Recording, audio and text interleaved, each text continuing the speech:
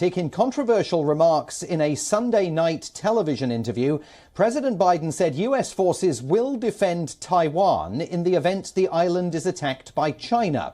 It's his most explicit statement on the issue, drawing an angry response from China. The remarks from the US side seriously violate the One China principle and the 3 Sino-US joint communiques. They seriously violate the important US commitment to not supporting Taiwan independence and send a seriously wrong signal to the separatist forces of Taiwan independence. The Chinese side expresses strong dissatisfaction and firm opposition and has lodged stern representations with the US side. China's foreign ministry is warning the US not to damage Sino-US relations or to threaten peace in the Taiwan Strait. Meanwhile, a White House spokesperson insisted US policy towards Taiwan has not changed, officials saying that President Biden has previously made similar comments and that his position in no way threatens America's tradition of strategic ambiguity when it comes to Taiwan.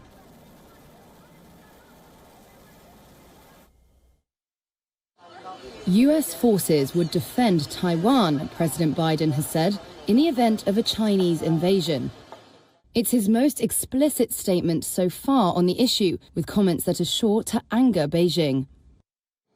In a CBS 60 Minutes interview broadcast on Sunday, he was asked whether US forces would defend the democratically governed island claimed by China. He responded, yes, if in fact there was an unprecedented attack. Asked to clarify if he meant that, unlike in Ukraine, US forces would defend Taiwan in the event of a Chinese invasion, Biden replied, yes. It's not the first time Biden has appeared to go beyond US policy on Taiwan, but this statement was clearer than previous ones about committing US troops to defend the island. The US has long stuck to a policy of strategic ambiguity and not making clear whether it would respond militarily to an attack on Taiwan. When asked to comment, a White House spokesperson said US policy towards Taiwan has not changed. Biden's remarks are sure to enrage Beijing, already angered by a visit to Taiwan by US House Speaker Nancy Pelosi. That visit prompted China to conduct its largest ever military exercises around the island. For more on all of this, I'm joined again today by Jamil Jaffer, the founder and executive director of the National Security Institute. He's live with us today from Arlington in Virginia, just outside Washington, D.C. Mr. Jaffer, what is going on here? I mean, there is nothing strategically ambiguous about saying that if China launches an attack on Taiwan, the US military will get involved.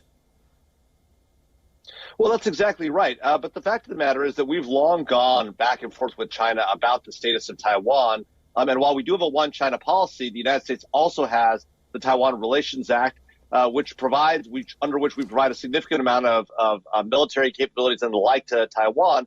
And so it's not surprising. In fact, probably the right thing to do for the president to make clear to China that we would expect an invasion of Taiwan to be responded to in a very serious manner by the United States.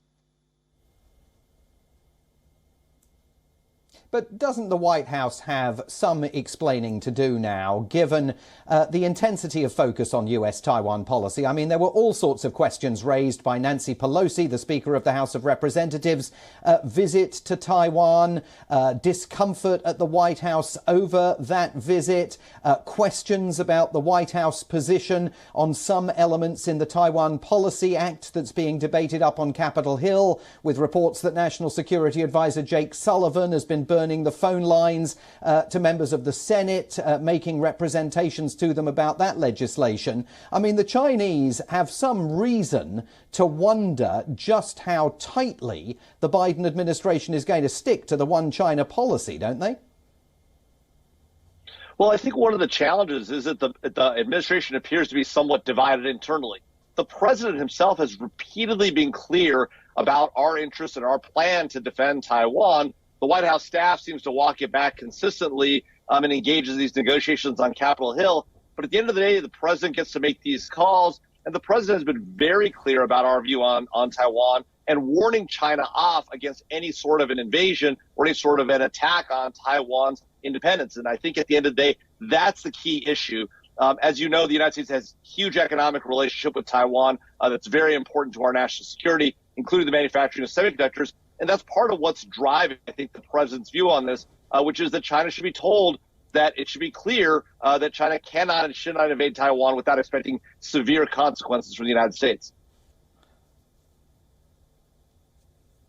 And Mr. Jaffer, briefly, what's the impact of all of this on Taiwan itself? They publicly welcomed what the president said last night, but aren't some of these comments that are being made in Washington by the president and others up on Capitol Hill actually intensifying the risk that China may conduct some kind of strike against the island?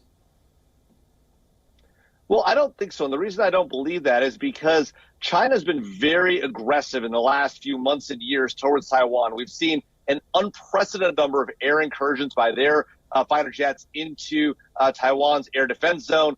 We've seen the activities, the essential blockade they conducted during Nancy Pelosi's visit for a couple of days there.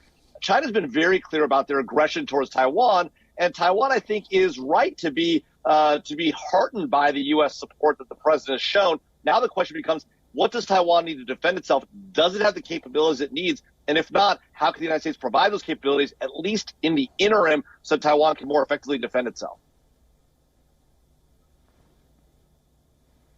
Jamil Jaffer, the founder and executive director of the National Security Institute, joining us today from Arlington in Virginia. Thanks very much indeed for being on the programme again.